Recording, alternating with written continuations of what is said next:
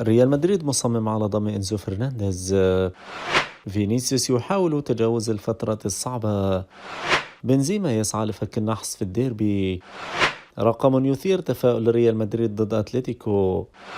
ريال مدريد يخشى حكم الديربي. أنشيلوتي يحذر من التساهل في الديربي. صراع شرس بين أنشيلوتي وسيميوني. سيميوني يعترف التعلم من أنشيلوتي. السلام عليكم وأهلا بكم في نشرة جديدة. نرجو منكم الاشتراك في القناة وتفعيل زر الجرس وتحفيزنا بعمل لايك للفيديو. ننتقل الآن من العناوين إلى تفاصيل النشرة. ارتبط إنزو فرنانديز أحد نجوم الأرجنتين بالانتقال للعب في الليغا خلال الفترة المقبلة حسب صحيفة ريكورد البرتغالية، وكانت التقارير قد أكدت رفض بنفيكا العرض من تشيلسي بقيمة 74 مليون يورو لبيع نجم الوسط فرنانديز في الميركاتو الشتوي الجاري. وحسب الصحيفة فإن برشلونة والريال دخل في سباق التعاقد مع فرنانديز الذي تم اختياره أفضل لاعب شاب في مونديال قطر الذي توج به منتخب الأرجنتين.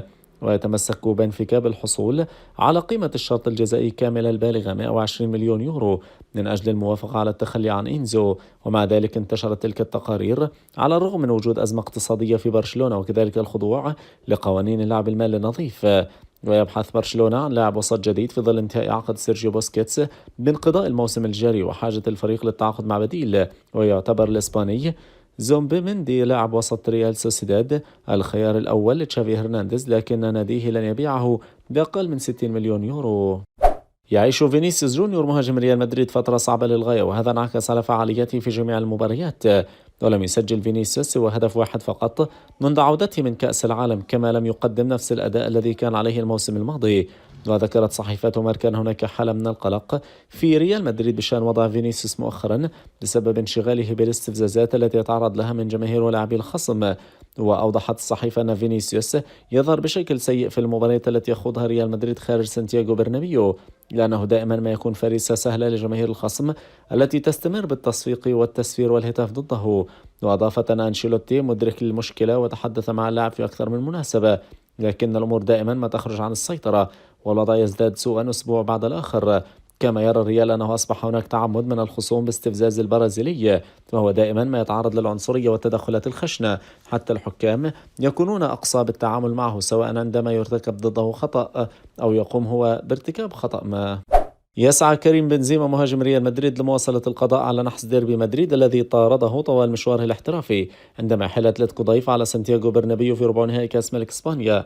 واستعاد بنزيما جزء من مستواه في المباريات الأخيرة، وقاد الفريق للفوز على بلباو ليعيد بعض الثقة للجماهير بعد الفترة الصعبة. ولكن من المعروف أن مواجهة أتلتيكو هي الأصعب على بنزيما خلال مسيرته مع الريال، حيث أنه نادرا ما يسجل في الديربي ويملك أدنى معدل تهديفي ضد روخي بلانكوس بين جميع الفرق الإسبانية التي واجهها أكثر من 10 مرات. وخاض بنزيما 37 مباراة ضد أتلتيكو في مختلف البطولات منذ 2009، لكنه لم ينجح في تسجيل سوى 7 أهداف وصناعة 4.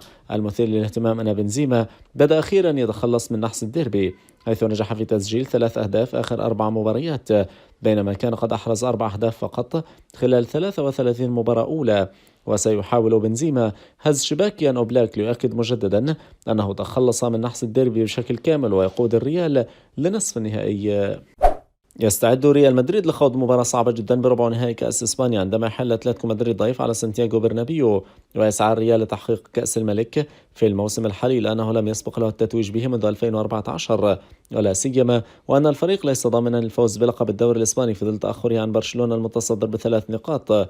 ومما لا شك فيه أن مهمة الملكي لن تكون سهلة، لأنه يواجه أتلتيكو الذي دائما ما تكون مبارياته ضده متوترة وتشهد ندية كبيرة، ما يجعل الفريق مطالب ببذل جهود أكبر ومضاعفة لخطف بطاقة التأهل. لكن ما يجعل الريال متفائل بهذه المباراة هو أنه لم يخسر في آخر 7 مباريات ديربي خاضها على ملعب سانتياغو برنابيو، محققا 4 انتصارات و3 تعادلات. ونجح الملكي بتسجيل 10 أهداف في المباريات ال7 الأخيرة، رغم أن هذا المعدل التهديفي ليس مرتفعا إلا أنه مذهلا بالنظر لاستقباله هدفين فقط. كما حقق الريال الفوز على أتلتيكو آخر 3 مباريات على البرنابيو ولم يستقبل خلالها أي هدف أيضا. يدير الحكم سيزار سوتو جرادو مباراة ديربي مدريد بين ريال مدريد وجاره أتلتيكو في ملعب سانتياغو برنابيو في دور الثمانية من كأس ملك إسبانيا. ويرجح وجود جرادو في الديربي كافة أتلتيكو بالنظر لسجل الحكم في مباريات الأتلتي واللقاءات السابقة التي أدارها لريال مدريد في كل المسابقات. وتفيد الأرقام والإحصاءات أن أتلتيكو لم يخسر أبدا في وجود صافرة جرادو رغم أن أدار 7 مباريات سابقة لأتلتيكو، وعرف الفريق معه الانتصار في 4 وتعادل في 3. والمثير أن الحكم لم يطرد أي لاعب من أتلتيكو في هذه المباريات، واكتفى بإشهار 19 ورقة ملونة في وجه لاعبي روخي بلانكوس بمعدل 2.7 أنذار كل 90 دقيقة. في الجهة المقابلة أدار 11 مباراة للريال، فاز الملكي في 7 وتعادل مرتين وخسر مرتين، وطرد لاعبا من الريال في مناسبة، بجانب منح لاعبي الريال 18 ورقة صفراء. وتواجد جرادو في الديربي من قبل، وفاز الأتلتي في وجوده بهدف دون مقابل، وكان ذلك في مايو الماضي. طالب الإيطالي كارلو أنشيلوتي مدرب ريال مدريد بحماية لاعبه البرازيلي فينيسيوس جونيور، وأن كرة القدم بحاجة إليها. وعقب تنديده مؤخرا باللعب العنيف الذي يلجأ له الخصوم لإخراج فينيسيوس من المباريات، شدد أنشيلوتي على ضرورة حماية لاعبين مثل مهاجمه. وأكد الإيطالي عشية مواجهة أتلتيكو في ربع نهائي الكأس: نحن نركز على اللعب وعلى الحفاظ على حالته البدنية الجيدة لأنه يتمتع بصحة بدنية مدهشة، ثم هناك جانب ذهني الذي يعد أمر غاية في الأهمية بالنسبة له. وأضاف أنشيلوتي: علينا حمايته، كرة القدم بحاجة إليه، فهو يتمتع بموهبة استثنائية، وعلينا حماية حالته البدنية والذهنية أيضا.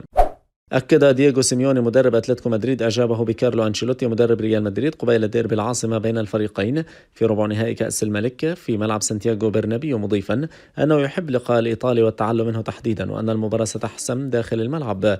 وقال سيميوني: الألقاب الخاصة تبدو لي مبالغ فيها، الشيء الوحيد الذي أستطيع الحديث بشأنه هو العلاقة التي تجمعني بكارلو، لا أستطيع لقاءه كمدرب رغم أنه يروق لي كشخص لأنه ذكي للغاية ومتمكن، والتعلم منه أيضا، لدي علاقة وثيقة معه وأعتقد أنه شخص جيد. وأضاف: إنها مباراة في الأدوار الإقصائية، نتواجد في نفس الوضع، بعد انتهاء اللقاء ستؤدي النتيجة إلى تأهل أحد الفريقين وخروج الآخر. وشدد: نفكر في ريال مدريد كفريق، ندرك أن لديهم عدد هائل من الأدوات الجيدة للغاية التي تمنحهم القدرة على المنافسة، لكننا سنحاول أن تسير الأمور في صالحنا وتشكيل خطور عليهم. يجب أن نبذل قصارى جهدنا وإرادتنا ونقدم مباراة طيبة، 90 دقيقة تكفي للغاية لحدوث الكثير من الأشياء. يلعب ريال مدريد ضد جاره أتلتيكو في ربع نهائي كأس الملك، وهذه المواجهة رقم 19 بين الإيطالي أنشيلوتي والمدير الفني للريال ودييغو سيميوني المدير الفني لأتلتيكو. وخلال اللقاءات 18 السابقة حقق أنشيلوتي 7 انتصارات ومثلها لسيميوني، وتعادل في 4. ومع النظام الجديد لكأس الملك بخوض لقاء واحد فقط في هذه المرحلة، ستكون مواجهة لا تقبل القسم على 2 لحسم المتأهل لدور نصف النهائي. وبالنظر لمواجهات الثنائي في كأس الملك فقد جمعتهما 4 مباريات من قبل بالنظام القديم، ففي موسم 2013-2014 التقى أنشيلوتي وسيميوني في نصف النهائي، وحقق الريال الفوز ذهابا ب3-0 وإيابا ب2-0، وبلغ النهائي وحقق اللقب على حساب برشلونة، وهو الأخير للريال في البطولة حتى الآن. المباراة التالية كانت في موسم 2014-2015 بثمن النهائي، وحين حقق الروخي بلانكوس الانتصار ذهابا ب2-0 قبل أن يتعادل في الإياب 2-2. فمن يفض الاشتباك بين أنشيلوتي وسيميوني وواصل رحلته في الكأس. أعلن كارلو أنشيلوتي المدير الفني لريال مدريد قائمة فريقه لموقعة أتلتيكو المقررة الخميس في ربع نهائي الكأس. وشهدت اختيارات أنشيلوتي للمباراة غياب شواميني وكارفخال وفاسكيز وهازارد. وجاءت قائمة الريال كالتالي: حراسة المرمى كورتوا، لونين، لوبيز. الدفاع: ميليتاو، ألابا، فايخو، ناتشو، أودريازولا، روديجير، وميندي. الوسط: توني كروس، لوكا مودريتش، كامافينجا، فالفيردي، داني سيبايوس، ماريو مارين، أريباس. الهجوم: بنزيما، أسينسيو، فينيسيوس جونيور، ورودريغو، وماريانو. رد ريال مدريد بشكل رسمي على الاتهامات التي وجهت للنادي بشأن المباراة المقبلة ضد أتلتيكو، وزعم التقارير بأن الريال سيمنع جمهور أتلتيكو من ارتداء قميصه في المباراة، وأن الميرينج منح عدد قليل من التذاكر للمنافس لحرمانه من مشجعيه. وقال ريال مدريد في بيان رسمي: بالنظر للمعلومات التي ظهرت على صحيفة ماركا، يود الريال أن يذكر ما يلي: أولا، المعلومات المذكورة خاطئة بشكل قاطع ومطلق. لم يمنع الريال أبدا المشجعين الذين يرتدون قمصان الفريق المنافس من دخول ملعب البرنابيو، وهذا هو الوضع دائما، ويمكن رؤية ذلك في كل مباراة تقام على ملعبنا، وسيظل الأمر كذلك. ثانيا، فيما يتعلق بعدد التذاكر التي أتاحها الريال لأتلتيكو، يريد نادينا أن يوضح أن عدد التذاكر المخصصة لأتلتيكو هو نفسه الذي يحصل عليه الريال عند زيارة ملعبهم، بما يتوافق مع الاتفاق المبرم بين الجانبين في إطار العلاقات الاستثنائية التي تجمع بينهما. عزيزي متابع قناة مدريد نيوز، من سينتصر أنشيلوتي أم سيميوني ويواصل رحلته في كأس الملك؟ شاركنا برأيك في خانة التعليقات.